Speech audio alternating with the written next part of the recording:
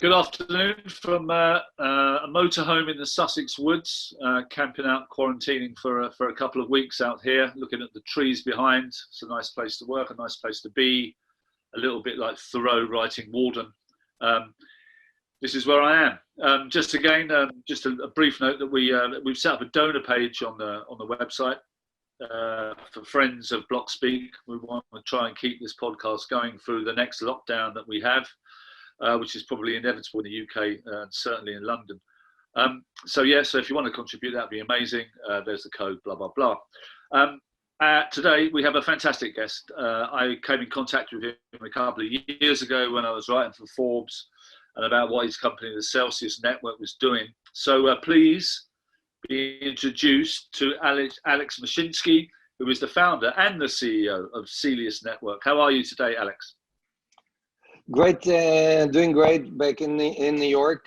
Thanks for having me, and good to see you doing well in this COVID pandemic.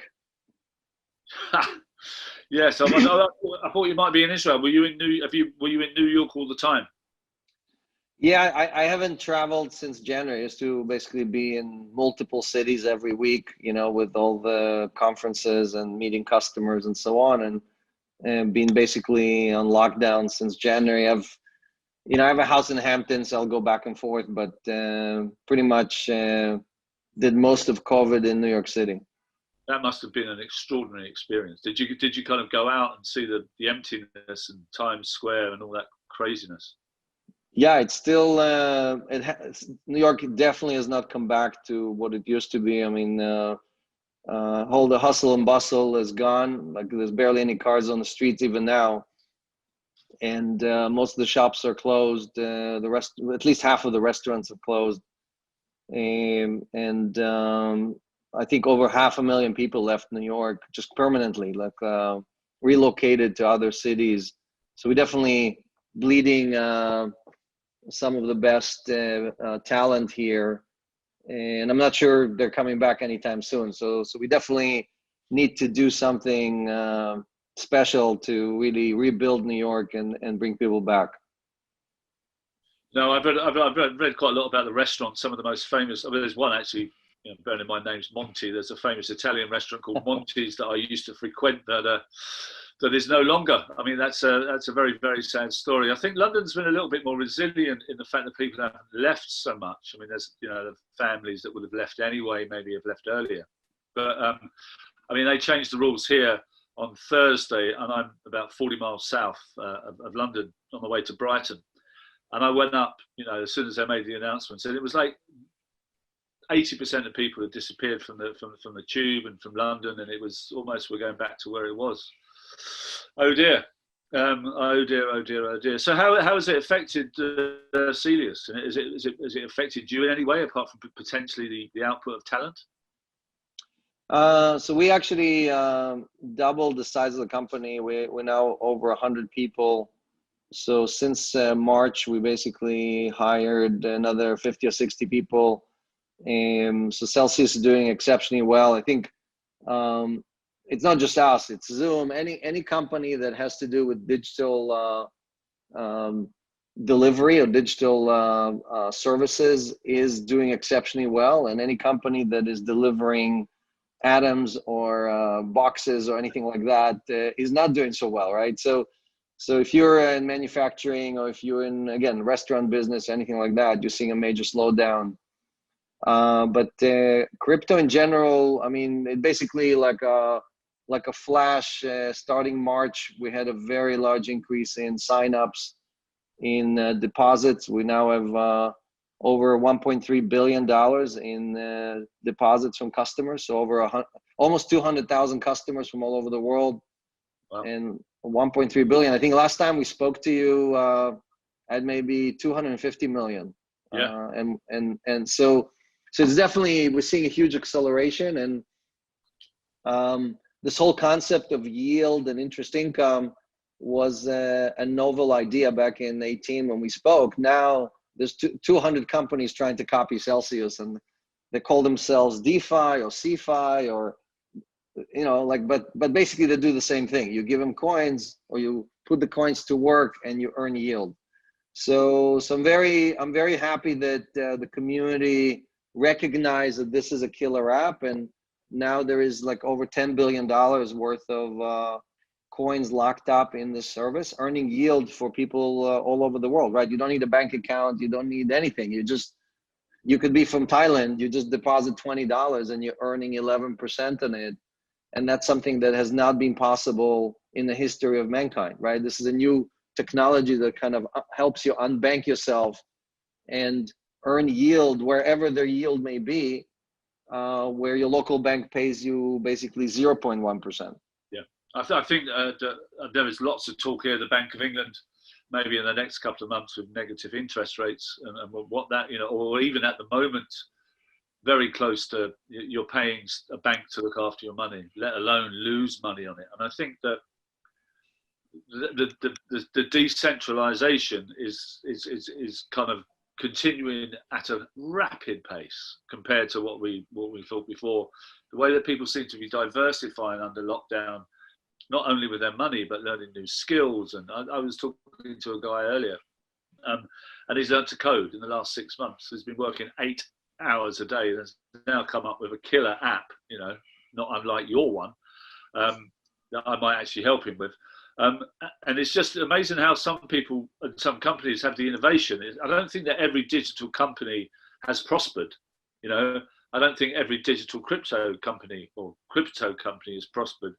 I think it depends on how resilient you are and how you react to these events, because they continue to be quite traumatic events. You know, if you're a New York restaurateur, what do? You don't, you know, you probably can't afford to move to the Hamptons, and you probably, you know what I mean? Or you probably won't be able to set up. And it's just a weird time, I think. You know what I mean? So as crypto seems to have been one of the beneficiaries of this crisis, where do you see the state of play? Maybe, I mean, kind of talk about the 4 horsemen of the apocalypse. You know, in the Old Testament, there's a kind of 3 horsemen of the apocalypse at the moment. I think you might agree that there's a kind of corporate side, there's a regulatory and the government side, and then there's a kind of open source side. Would you agree with that? And could you, you know, kind of tell me which of those 3 areas you think is more likely to win? Yeah. So I agree with it. Just to unpack for a second the Bank of England thing you mentioned. So it's not just the Bank of England, it's the Fed, it's the Japanese Bank of Japan, and basically they're all driving rates as low as possible. So the rates that banks pay you, that 0.1%, is 100 times lower than what the market rate is. What DeFi is the market. That's what willing customers are willing to pay in interest to willing depositors. So it's not that DeFi is so good, it's that the banks are so bad, right? They are stealing so much from their depositors. They're giving them nothing back because there's an artificial rate that is published by some central bank that decides, okay, we have to go through this COVID thing, we have to have a lower rate so companies can rebuild themselves, and we're gonna steal it from savers and give it to corporations. So, and what DeFi does is saying, no, the open market rate is 11.5% right now. That's what Celsius pays depositors. And we're lending it out at 13 and 14%. So we're giving 80% back to the depositor. And still, we have a lot of customers in England, for example, and people call me almost every day and say, how can it be that you can pay 100 times more than the bank? You know? Yeah. So that's really the challenge with crypto, is that it looks so good. It looks too good to be true, but it's really because central banks are not doing their job. Back to the 3-horse race. So crypto kind of is 11 years old, right? Satoshi kind of invented this whole idea that you can have new money running on a blockchain and be an exceptional store of value, right? It's up 9 million %. Bitcoin is up 9 million % in 11 years. Best, by far, the best performing asset ever in the history of finance. And finally, you're seeing governments kind of looking at this and saying, maybe the next version of the Chinese yuan is a digital currency. Maybe the next version of the dollar is a digital dollar. But they're not planning to do it as limited supply, meaning Bitcoin will always have only 21 million coins. But you know that the dollar or the yuan is not going to have limited supply. It's going to be, they're going to continue with the printing press. It's just going to be a digital version of the of the printing press. So I don't believe that that is a winner. It's not a store of value if you have unlimited printing. The corporate version, which is Libra and PayPal and a bunch of other companies trying to build a corporate version of it, saying, look, don't trust your government. Don't trust this open source thing called Bitcoin or Ethereum. We are Facebook. You can trust us. We brought you fake friends. Now we're going to bring you a fake blockchain, right? So I'm not a big believer that what Facebook is doing is in our best interest. The only piece of information Facebook does not have is our financial transactions. And the reason they're doing this, they have our friends, they know where we are, they know who we talk to, they know what we talk about. The only piece they don't see is the financial stuff. So them giving us crypto, a version of crypto, a corporate version that which is free, they're going to do it for free, is only because they want to suck all that data so they can sell even more ads and use our data even more effectively. So that's why the public version, the blockchain, is the version that is acting in our best interest. And that's why all of us in the crypto community have to support that. If we vote with our wallet for the corporate version or for the government version, then the open source version for the people, by the people, is just not going to win. So that's really the call to action. If you ask me, okay, what do we as a community have to do? Is we have to, as quickly as possible, grow the community, and as quickly as possible, convince them that this is being built for them from scratch.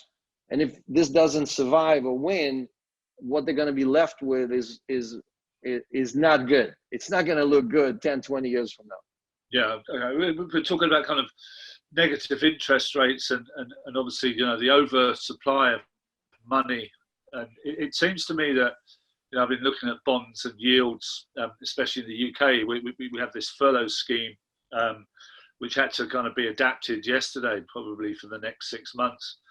And the kind of good side about it is that, you know, bonds have never been so cheap, and, you know, interest has never been so, you know, there are winners and losers in these kind of scales of financial justice. But don't you think that well, the one thing I've always been worried about crypto is that, yes, it's decentralized, and yes, it's for the people. It seems to, people don't seem to realize that so much, that it is for the people. I mean, I spoke to a guy who runs a local pub, and he said, like, tell me again about Bitcoin. And I gave him that description. He goes, oh, all right then. Yeah, all right. I'll get it now, mate. I'll get it. Yeah, all right. Yeah, it's for the people, isn't it? Yeah, all right. Do you know what I mean? But I always feel that when something's for the people, by the people, those two forces, be they corporate or be they government, have always got a lot of power up their sleeves to kind of crush this type of thing. We're seeing it maybe in the USA at the moment, and we've certainly seen it in Belarus and other places around the world since the Arab Spring, that, you know, the forces of, you know, might are stamping out things quite quickly. Do you not think, though, that, you know, the regulatory side or the government side or the new digital yuan or the new digital dollar or, you know, the corporates, do you not think that they could take this over completely? Well, they're definitely trying. I agree with you. They're going to try to do this, but let's do a flashback and look at the internet, right? And I was lucky enough to be there right in the beginning of the internet. I worked on voice over IP. I wrote the original patents back in 1994. You did. And I remember coming to the UK and visiting BT, and I went to visit BT Labs north of London. I don't remember the town, but it was like a beautiful campus full of. Yes. So Ipswich. Ipswich, that's right. Is the name of the town. That's right. And I showed them the first gateway. I brought with me the first gateway that I built, and I demonstrated to them. Right. So I demonstrated voice over IP, and they looked at me and they said, look, we have billions and billions of pounds worth of infrastructure already built. We're not going to replace this with these little PCs and boxes that you've built. I mean, we have switches built by Ericsson and by Northern Telecom and all these other companies, and we've deployed them all over the world, right? So the point is the internet won over all of that, despite the fact that the corporates and the governments mandated that the phone companies should charge you a pound a minute to call the United States or call some other neighboring country.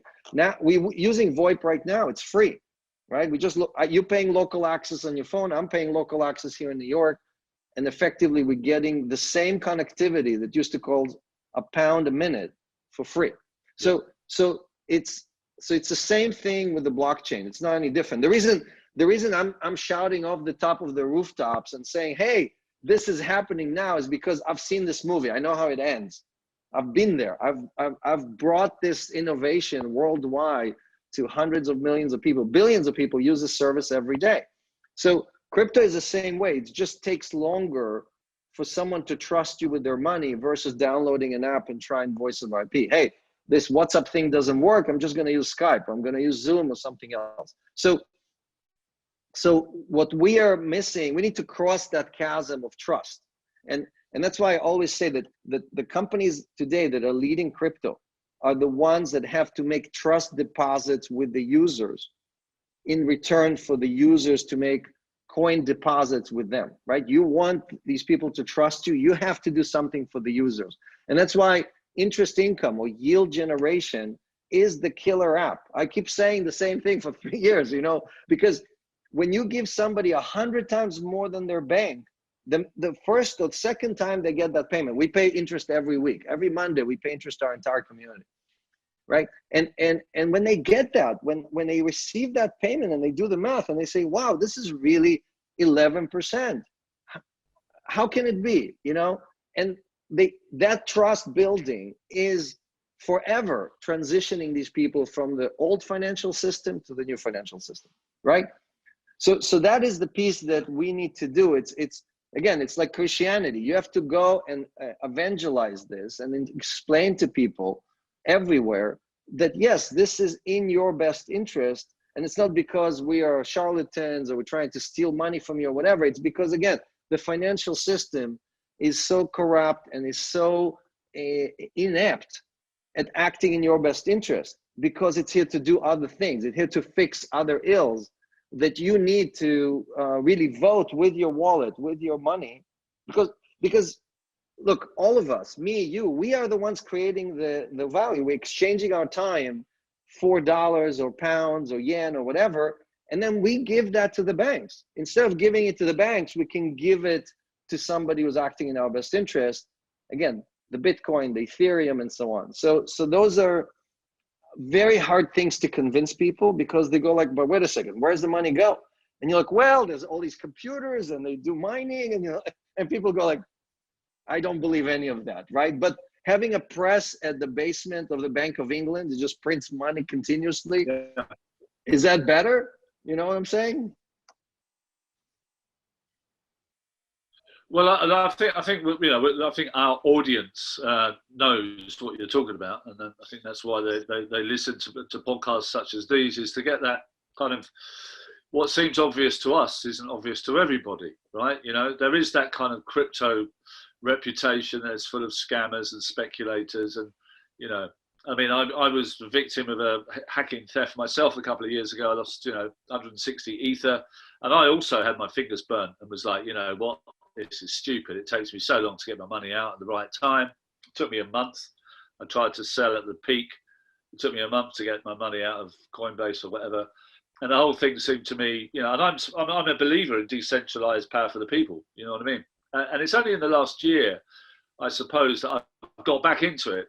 I just thought, come on, just don't, your fingers may be burnt, but the fire is elsewhere, you know what I mean? A bit like my VoIP internet connection at the moment, I'm afraid.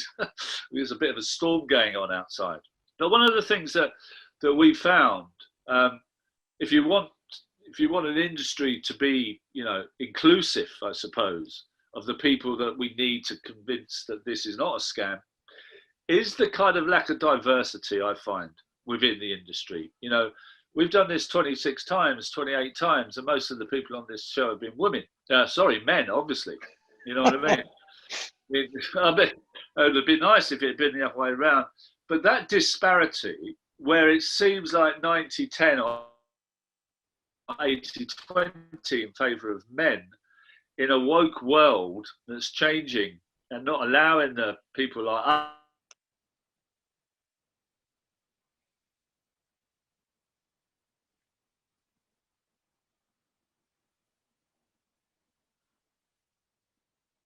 us, the so-called patriarchy. I've always something that I want to be described as, suffering from this lack of diversity. Yeah, look, the lack of diversity is definitely a big problem, right? And if you look back again, 11 years since Bitcoin launched, you see these 4 waves of innovation. You had, or adoption, sorry. The first wave was the anarchists. And anarchists are probably, again, 90% men, right? Then you had basically like a wave of libertarians, and you should have had a lot of women join, but this was mostly like gamers and all kind of other people who are saying, forget about the anarchists, we're going to use this Bitcoin thing to save the world instead of blowing up the world, right? And then you had the speculators, the people who actually just wanted to run up the price and make a lot of money and retire young. And again, this was mostly men. So, and the fourth wave is the institutional wave, and that is also mostly men. Wall Street is mostly men. So when you look at the evolution of crypto, unfortunately, it never was inclusive, and it never opened up these amazing opportunities or secrets to women in general, right? It's not inviting. You have to be a tech pro. You have to know cryptography. You have to know how to manage your private keys. And like you said, some of the experts, some of the people who've been in this industry for 10 or 11 years get their coins stolen. So if they don't know how to keep it safe, how can a person from India, a woman from India, or a woman from China master the art, right? So I think we, the community, have not done enough, and definitely are not doing enough to being inclusive, to simplify the user interface, to educate people. And again, look, Celsius was created, like in Celsius, we're 50% women. And we've mandated that as a requirement. We want to make sure you want to invite people, make sure half of your team is women. But on the user side, we're only 17% women. So we failed. You look at our website, we have orange, and we have every color that you think would be inviting for the stronger sex, but we failed in the adoption. We failed in that to solve the problem. So I agree with you. I think it is definitely something that requires even more effort, and all of us, every participant in this community who's a good actor, needs to think of it as something that has to happen. It's not like, oh, it would be great if we got some women in. Again, women spend 70 to 80% of all the fiat in the world, all the dollars and all the yen and all the pounds, right? So it's not just a 50-50. Yes, they control the wallet worldwide, basically, right? Every statistics in the world tells you between 70 and 80%, right? So if you want crypto to take over the dollar or the yen or whatever, and you're excluding the people who are spending most of it, who are transacting the most, you're not going to win. You're basically going to cede it to Facebook or somebody else who have, I think, like, for example, Instagram is 70% women. Yeah. Okay. And it's an asset of Facebook. So they're already there. If they launch a product that is targeting women and they do it right, yeah, we, the crypto community, loses. Yeah, no, absolutely. I mean, I'm a writer. You know, most the people who buy books are mostly women. Right. They're definitely the more intelligent sex. We're coming to an end, which is a shame. I had a feeling you might be in Tel Aviv, and we were going to talk about the Israeli lockdown or wherever we're going to go. I mean, it's great to know that you prospered under these parameters. What do you think is going to happen in the next few months to Bitcoin prices, or altcoin prices? Do you have any predictions there? Because everyone wants to know, right? Yeah. So by the way, we have an office in Israel. I think we have 13 employees there right now. My son is there actually. Doing a year. He was supposed to be in Denver in a university, and they shut it down. So he's doing a year in Israel. but yeah, they're going through a lockup right now, but it's not as severe as what I hear London is going to be, right? So it's more about contact tracing and things like that, and constant testing. But back to crypto, we are at a crossroad. We have this support and resistance levels at 10,000, 12,000, 14,000. So these are three bands that there's a lot of people who would just think it's not going to go higher than that. And there's a lot of people who are saying, I'm not jumping in until it breaks through these levels. So we are stuck. You can see we're kissing 12,000. We go back to kissing 10,000, right? We keep touching those bands, and there's just no conviction from the community as to where we're going. Now, between the happening of Bitcoin, between all of this excitement about DeFi, the fact that, like, for example, Celsius just partnered with Line, which is a giant messenger. They're bigger than, or they're in Asia, they're bigger than WhatsApp, right? Something like 600 million users. So they partnered with us to offer interest income to their entire community, which is huge, right? So when you see giants like that coming into crypto and basically offering these services, you would say to yourself, gosh, this thing is going to the moon, right? It's going to 20, 30,000 in no time. So I think as we break through these levels, I think we're going to have much faster adoption. But right now we are stuck in that resistance with a lot of financial players basically pressing down the prices because they are betting against. So anytime we go to 12,000, for example, you see the option and future activity rise, and they're basically shorting Bitcoin. They're going against the price, hoping to make a profit. As people get scared, the crypto herd gets scared and runs away, right? And then they come back and then they run away again. So we just need conviction. We need to break through it. And all these new users joining us every day, you know, like record users for Celsius, record users for our partners.